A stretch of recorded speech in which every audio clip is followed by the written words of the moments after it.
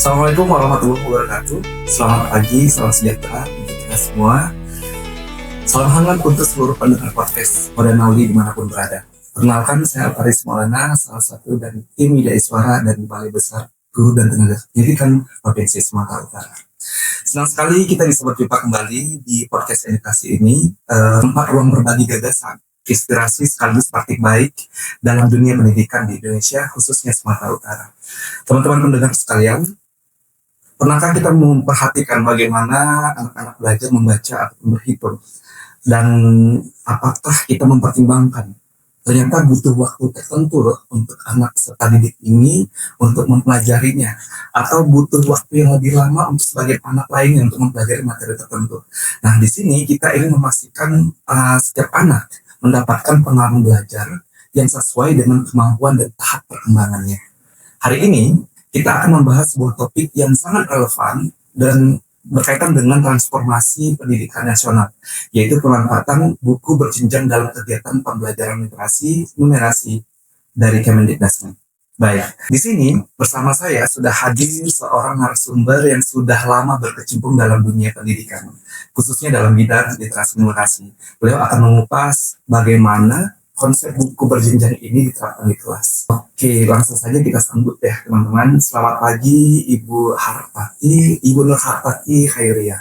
Selamat pagi Bang Alfariji. Oke, apa kabarnya Ibu Nur Hartati? Alhamdulillah baik. Ini saya bisa sapa Bu Nur Hartati, Bu Khairiyah. Biasanya sih kalau orang yang sudah dekat manggilnya Ibu Tati gitu. Oke, Pak, saya izin untuk Ibu Tati. Oh, boleh. Ibu Tati ini adalah kepala sekolah di UPT SDN 068073 Medan, teman-teman semuanya. Dan kedatangan beliau kali ini kita akan kupas terkait dengan literasi dan numerasi yang sedang diterapkan, baik itu di sekolahnya ataupun di praktik-praktik baik yang sudah dilakukan di tempat lain yang beliau ikut serta di dalamnya. Baik, apa kabarnya Ibu? Alhamdulillah baik ya, terima kasih atas undangannya. Senang sekali bisa hadir di sini, sharing-sharing informasi tentang inovasi penting dalam dunia pendidikan saat ini.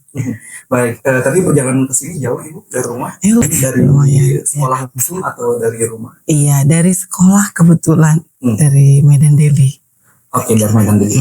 Senang sekali rasanya bertemu dengan Bu Tati dan berhadir bersama dengan kita di podcast Pada Nauli di BMKTK Sumatera Utara. Nah, sebelum kita lanjut ke pembahasan inti, kita akan coba cari tahu lebih dalam nih. Kita coba telusuri lebih lanjut latar belakang dari Ibu Tati dan bagaimana khususnya kontribusi beliau dan dampaknya di bidang literasi dan numerasi. Silakan Ibu, boleh sampaikan. Terima kasih ya. Jadi saya Ibu Nur Hartati Khairiyah ya, saya perkenalkan lagi. Akhir ini beberapa tahun ke belakang saya aktif memang di bidang literasi numerasi ke dalam berbagai kegiatan baik penelitian, pendampingan, bahkan saya implementasi langsung. Kebetulan saya juga mendirikan teras baca masyarakat di lingkungan sekitar saya selain di sekolah tentunya. Kemudian bergabung di komunitas literasi sehingga saya kerap bekerja sama dengan guru, kepala sekolah hingga komunitas literasi di daerah untuk menguatkan praktik baik, terutama di bidang literasi numerasi sesuai dengan kebutuhan anak gitu. Jadi biar lebih kontekstual dengan kebutuhan anak dalam dunia pendidikan. Oke, luar biasa sekali ya teman. Jadi ternyata praktik yang didapatkan oleh Bu Tati itu memang langsung dari lapangan gitu. Dan saya rasa pengalaman ini nggak sembarangan karena perspektif yang didapatkan itu sangat kaya dan itu memang kontekstual terjadi di lapangan kita. Nah, Ibu, kita ingin mulai dari istilah dasar yang muncul dari pembahasan kita pada hari ini terkait dengan istilah buku berjenjang dan literasi numerasi. Nah, mungkin sebagian dari kita sudah mendengar terkait dengan hal ini, tapi belum tentu semuanya mendengar dan tahu lebih dalam apa sih terkait dengan buku berjenjang dan literasi numerasi itu. Dan harapannya di sini kita bisa dengar langsung dari Bu Tati terkait dengan penjelasan ini. Sederhananya apa sih Bu sebenarnya literasi numerasi dan juga buku berjenjang ini? Jadi kalau literasi numerasi itu kan bagian dari literasi. Jadi literasi itu ada 6 keterampilan dasar literasi, salah satunya literasi numerasi. Jadi literasi numerasi itu adalah menggunakan kemampuan menggunakan pengetahuan dan keterampilan dalam kehidupan sehari-hari ya. Jadi bukan hanya segi matematika, tapi lebih luas dari itu ya. Misalnya tidak hanya hitung-hitungan, menghafal rumus gitu, tapi bagaimana anak ini bisa menerapkan pengetahuan dan keterampilan matematika dalam kehidupan sehari-harinya, memecahkan masalah dalam kehidupan sehari-harinya. Itu mungkin literasi numerasi. Misalnya dia bagaimana menggunakan sederhananya saja ya, contohnya menggunakan uang, bagaimana membelinya, kemudian kembaliannya berapa gitu. Itu hal kecilnya saja untuk contoh literasi numerasi gitu. Oke, jadi literasi numerasi itu sebenarnya lebih luas ya, bukan sekadar pelajaran matematika, Iya. tapi itu bisa diterapkan di lingkup kehidupan sehari-hari langsung gitu ya. Iya, benar sekali. Baik, menarik. Nah, lalu bagaimana Bu dengan buku berjenjang? Jadi kalau buku berjenjang itu buku yang disusun sesuai tingkat kemampuan anak-anak ya, sesuai dengan level membaca anak-anak. Jadi kalau buku berjenjang ini ada levelnya dari A sampai F ya. Kemudian sesuai dengan level membacanya dan sesuai dengan kemampuan anak tersebut ya. Misalnya kalau level A itu kan untuk anak 0 sampai 7 tahun ya. Dari segi covernya, gambarnya, jumlah hurufnya itu disesuaikan dengan kemampuannya. 0 sampai 7 tahun itu cocoknya buku seperti apa gitu. Baik, dari yang sudah pernah Ibu lakukan, Bu Tati lakukan, spesifik modul-modul seperti apa nih yang sedang pernah dipraktikkan atau pernah dibuat dan itu berhasil di kelas? Gitu. Jadi kalau dikaitkan dengan buku berjenjang, jadi kita menggunakan buku berjenjang ini dalam pembelajaran di kelas misalnya. Jadi di buku berjenjang itu kan ada buku cerita pendek ya. Jadi cerita pendek ini lebih kontekstual dengan kehidupan anak-anak. Misalnya kemarin kami ada belajar tentang kelas 1 ya, fase A, tentang capaian pembelajarannya ini bilangan 1 sampai 10 ya. 1 sampai 10. Jadi sebelumnya guru membacakan buku berjenjang sesuai dengan itu buku cerita pendek ya, sesuai dengan level fase A tadi, yaitu B1 mungkin ya, B1.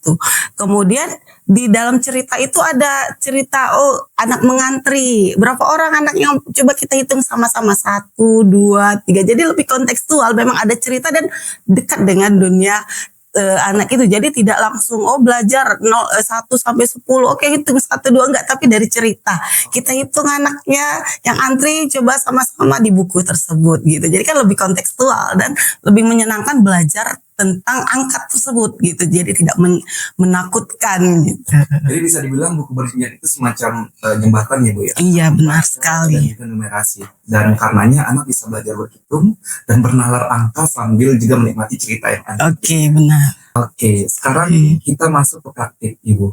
Nah, bagaimana Ibu terkait dengan menerapkan buku berjenjang ini sendiri untuk numerasi di kelas sehari-hari? Apakah memang sangat bervariasi itu atau memang? Iya, jadi buku berjenjang ini bisa diterapkan di awal pembelajaran ya, contohnya bisa di awal pembelajaran atau di tengah pembelajaran. Misalnya mereka mengambil contoh dari buku-buku yang ada ya, misalnya ketika mereka belajar, anak-anak belajar tentang uang gitu, jadi mungkin guru sudah mengetahui ini buku ini nanti berkaitan dengan hal tersebut, jadi dibentuklah ini cocok untuk mereka mencari sendiri contohnya di buku tersebut gitu. Kalau begitu ada strategi khusus ya Bu ya untuk bisa menerapkan pendekatan ini, karena kan nggak semua anak-anak kita di kelas SD itu sama, termasuk juga guru. Iya. Bagaimana ini praktiknya diterapkan oleh guru-guru? Apakah memang dari Ibu sendiri menerapkan dan menyampaikan hal ini sebelum diterapkan ke siswa kepada para guru atau seperti apa lebih tepatnya? Jadi strateginya itu yang pertama yang harus dilakukan guru terutama melakukan asesmen awal ya. Mungkin asesmen awal tuh sederhana dulu ya, bagaimana mengukur kemampuan anak dari segi numerasinya, misalnya menghitung jumlah benda gitu. Kemudian asesmen awalnya berkaitan dengan kemampuan membacanya agar disesuaikan nanti dengan buku berjenjang yang cocok dengan kebutuhan anak tersebut. Itu yang pertama.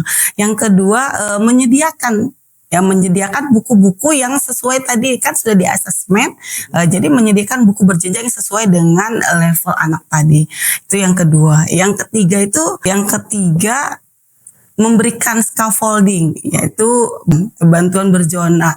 Jadi anak-anak itu didampingi ya sesuai dengan kebutuhannya. Nah, ini izin Ibu bisa dijelaskan lebih detail nggak ya tentang scaffolding itu sendiri? Oke, scaffolding itu pendampingan yang dilakukan guru sesuai dengan kebutuhan anak, tidak serta merta gitu dari awal sampai akhir didampingi sesuai dengan kebutuhan. Misalnya ketika guru kan menyampaikan pelajaran misalnya tentang menghitung jual beli ya, jadi di buku berjenjang itu pernah saya baca, pernah digunakan buku yang cocok itu apa ya, judulnya apa ini apa itu. Jadi buku berjenjangnya tentang seorang anak yang celengannya, ya kan, membongkar celengannya dengan sejumlah uang, kemudian dia mau membeli sepatu.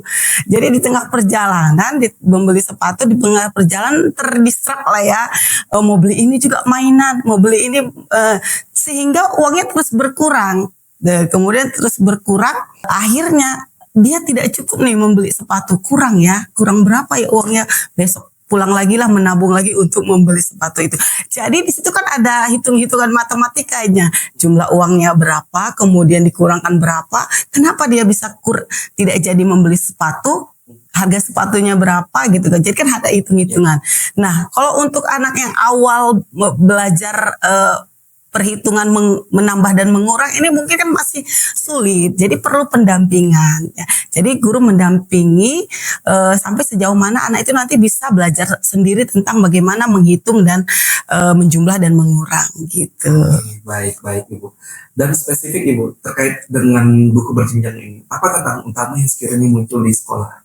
Ya, kendalanya yang mungkin yang pertama itu kompetensi gurunya dalam memilih buku yang sesuai dengan tingkat membaca atau kebutuhan kemampuan siswa itu.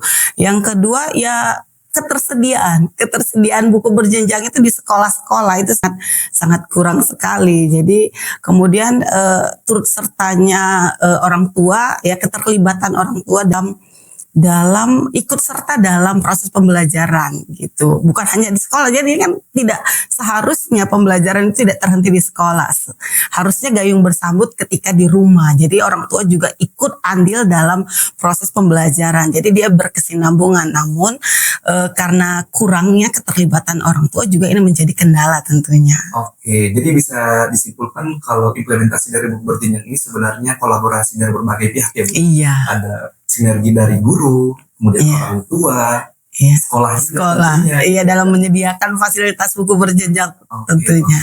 Dan spesifik kalau dari sekolah Ibu sendiri, ini sudah ada praktik baik yang dilakukan untuk literasi numerasi ataupun dari penerapan buku berjenjang ini?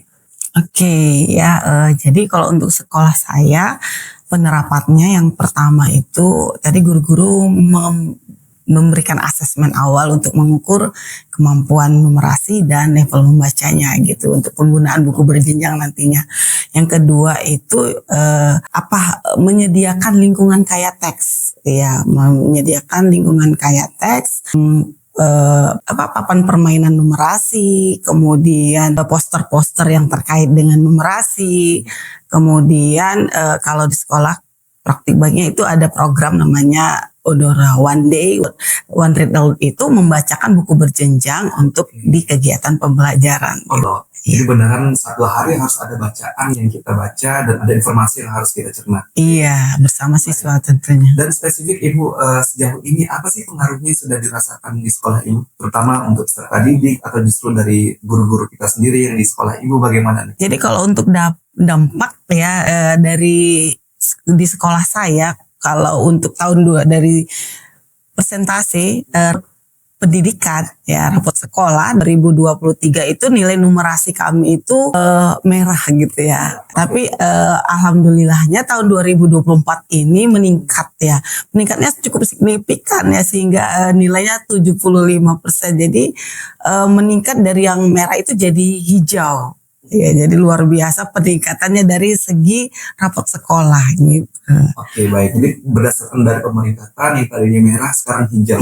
Boleh Bu diberikan tipsnya juga untuk sekolah-sekolah lain, mungkin dari Bapak Ibu kepala sekolah yang ada di sana ingin melakukan hal yang sama juga untuk mencapai seperti yang sudah dilakukan oleh Ibu Tati di sekolah? Oke, jadi kalau untuk di sekolah saya itu tadi menggunakan buku berjenjang di dalam pembelajaran. Jadi mengintegrasikan buku berjenjang di kegiatan pembelajaran, numerasi contohnya gitu. Jadi anak-anak itu belajar numerasi, matematika misalnya itu tidak menakutkan, lebih kontekstual dia. Karena masalahnya kalau anak-anak menghitung misalnya hanya menghitung 1+1 itu kan gampang menjawabnya, tapi kalau udah soal cerita ya mungkin anak-anak itu pusing ya kan, bingung ya, karena tidak dalam pembelajarannya memang nggak kontekstual. Jadi bagaimana supaya pembelajaran itu sesuai dengan kebutuhan dan sesuai dengan kehidupan mereka, ya kita mendekatkannya dengan cerita-cerita di buku berjenjang itu. Kan ada cerita pendek yang dikaitkan, diintegrasikan di pembelajaran, itu salah satunya. Yang kedua tadi kami ada program Odora, yang ketiga itu kami ada seminggu sekali namanya Benua, belajar numerasi bersama. Jadi memang di sekolah itu seminggu sekali kami belajar di lapangan tentang numerasi gitu, mengukur benda, kemudian mengelompokkan benda, geometri, aljabar, bilangan.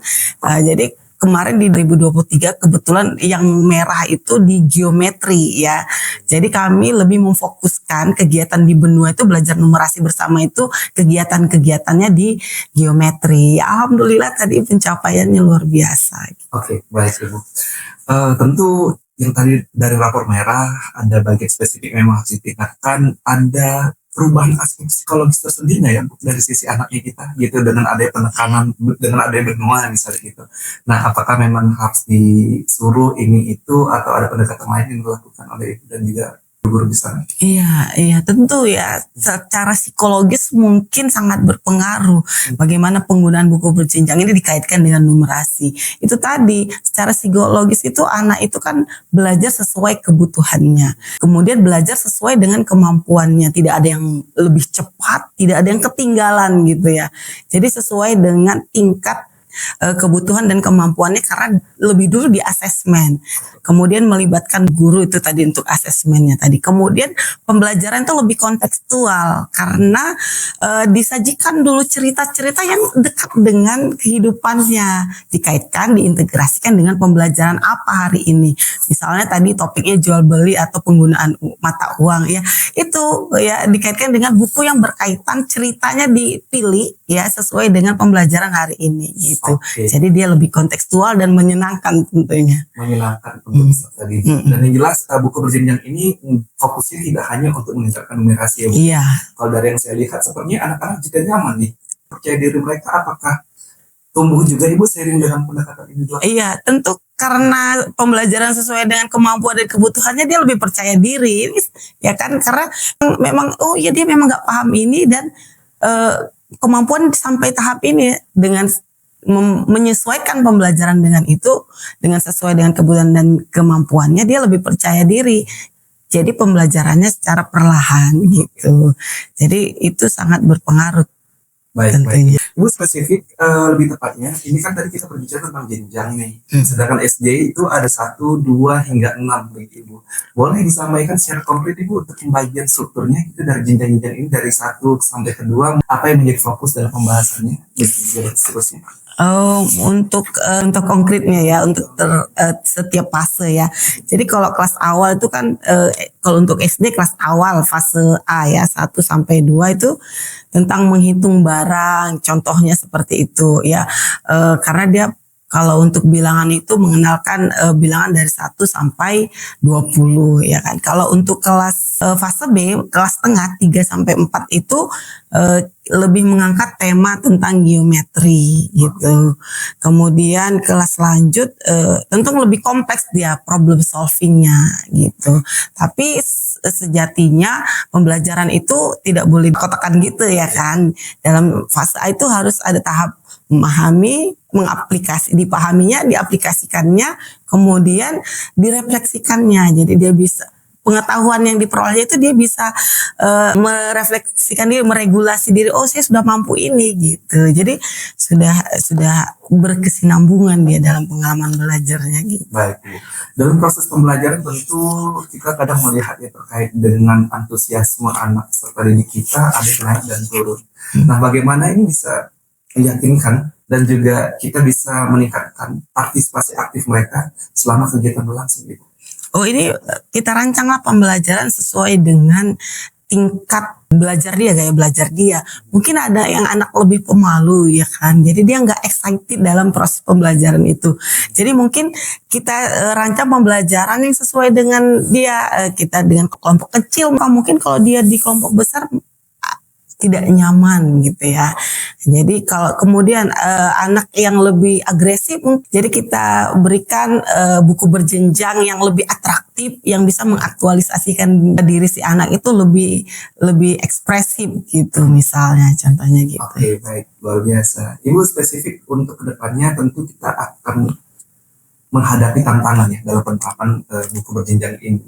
Nah, menurut Ibu apa saja yang menjadi perhatian utama kita terkait dengan implementasi dan juga pengembangan literasi numerasi di sekolah? Jadi kalau kendalanya ya atau tantangannya yang saya hadapi, yang pertama itu kompetensi gurunya yang pertama. Jadi harus ada pelatihan bagaimana pemahaman penggunaan buku berjenjang ini diintegrasikan dengan numerasi, literasi numerasi. Kemudian tantangan yang kedua itu ketersediaan ketersediaan buku tersebut. Jadi buku berjenjang ini kan ada level dari A, B1, B2, B3, C. Ya itu kan banyak, harus tersedia karena guru harus memiliki buku yang bervariatif untuk bisa mengintegrasikannya dengan pembelajaran. Ini harus tersedia. Mungkin tantangan ini ketersediaannya nih yang masih minim di sekolah, mungkin itu. Baik, dengan tantangan yang saat ini Ibu sampaikan, harapan kedepannya untuk literasi numerasi di sekolah Ibu dan juga Sumatera Utara pada umumnya seperti apa, Ibu? Harapan saya mudah-mudahan ya semua orang yang terlibat dalam pendidikan, baik itu guru, sekolah, kalau untuk buku berjenjang ini kan penerbit gitu ya, orang tua harus sama-sama bergandeng tangan untuk sama-sama mengimplementasikan, menselaraskan tujuan pendidikan ini agar benar-benar bisa terlaksana, sehingga ke depannya literasi numerasi ini yang jadi PR kita semua dapat meningkat sesuai dengan harapan kita 2045 generasi emas itu tentunya. 2045 generasi emas. Oke. Pesan untuk guru yang mendengarkan podcast episode kali ini, Ibu boleh sampaikan? Untuk sahabat saya, para guru, Bapak Ibu guru ya. Jadi memang Bapak Ibu guru adalah garda terdepan di dunia pendidikan. Jadi tanggung jawab besar berada di tangan Bapak Ibu guru. Jadi jangan berhenti belajar sebenarnya. Banyak inovasi pendidikan yang terbaru yang bisa kita pelajari dengan berbagai media yang terbuka lebar sekarang untuk belajar, mudah akses untuk belajar tadi. Sekarang kemauan Bapak Ibu guru bagaimana untuk terus belajar, memperbaiki diri, ya mengenal inovasi-inovasi yang terbaru di dunia pendidikan untuk diimplementasikan dengan tujuan yaitu tadi meningkatkan literasi numerasi, mencapai tujuan pendidikan sesuai dengan itu tadi tujuan kita generasi emas 2045 tentu. Oke, tujuannya bersama adalah di generasi emas 2045. Baik, terima kasih banyak ya Ibu untuk diskusi kita yang sangat inspiratif hari ini, dan sebagai penutup Ibu Tati boleh juga menyampaikan closing statement untuk sesi kita di siang hari ini. Silakan Ibu. Oke, jalan untuk menuju pendidikan yang lebih baik itu tidaklah sulit. Yang sulit adalah merubah diri kita, memiliki kemampuan besar untuk merubah dan terus belajar, memperbaiki diri agar menjadi guru yang lebih baik lagi di setiap harinya. Karena orang yang beruntung adalah orang yang hari esok lebih baik dari hari ini. Oke, luar biasa sekali. Terima kasih banyak ya Bu atas kehadirannya di podcast kita dan pemaparan yang luar biasa terkait dengan buku berjenjang dan juga terkait dengan literasi numerasi. Dan harapannya ini akan bermanfaat untuk kita semua, termasuk juga para pendengar yang ada di sana. Jangan lupa untuk follow terus podcast ini dan kunjungi laman resmi di PBGTK Provinsi Sumatera Utara. Sampai jumpa di episode berikutnya. Semangat terus untuk belajar dan terus belajar. Terima kasih. Sampai jumpa. Assalamualaikum warahmatullahi wabarakatuh. Waalaikumsalam warahmatullahi wabarakatuh.